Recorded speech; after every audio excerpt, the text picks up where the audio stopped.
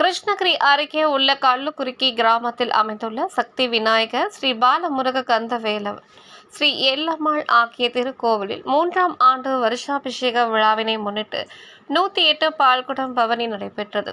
இதில் சிவன், பார்வதி வேடமணிந்த பக்தர்கள், ஏராளமான கிராம மக்கள் கலந்து கொண்டு வழிபட்டனர்.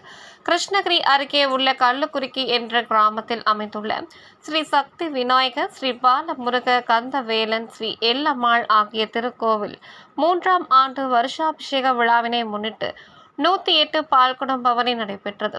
3ஆம் ஆண்டு வருஷாபிஷேக விழாவினை முன்னிட்டு மங்கள இசையுடன் வேத பாராயணம், கணபதி பூஜை, சங்கல்பம், புண்ணியாத்தனம், கலச ஸ்தாபனம், கணபதி ஹோமம், நவகிரக ஹோமம், பஞ்சசுஸ்தக் ஹோமம், ருத்ர ஹோமம், முருகர் மூலமந்திர ஜப ஹோமம் உள்ளிட்ட பல்வேறு யாக பூஜைகளும் நடைபெற்றது.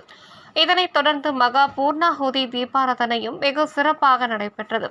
இதனைத் தொடர்ந்து ஸ்ரீ பாலமுருக கந்தவேலனுக்கு 108க்கும் மேற்பட்ட பெண்கள் பால்குடங்களுடன் உற்சவ சுவாமிகளுடன் பவனி வந்தனர். இதன் முன்னதாக கள்ளுக்குறிக்கி, ஆத்துக்கால்வாய் உள்ளிட்ட பல்வேறு கிராமங்கள் வழியாக சென்ற இந்த பால்குடம் ஊர்வலத்தின் போது சிவன், பார்வதி வேடம் அணிந்து பக்தர்கள் வேண்டுதல் நிறைவேற்றினர். தொடர்ந்து கோவிலில் பாலமுருகனுக்கு பால் அபிஷேகம் செய்து சிறப்பு அலங்காரத்தில் பக்தர்களுக்கு அருள் பாலித்தார். அனைவருக்கும் அன்னதானம் வழங்கப்பட்டன. இதற்கான ஏற்பாடுகளை கள்ளுக்குறிக்கி ஊர் பொதுமக்கள் செய்திருந்தனர்.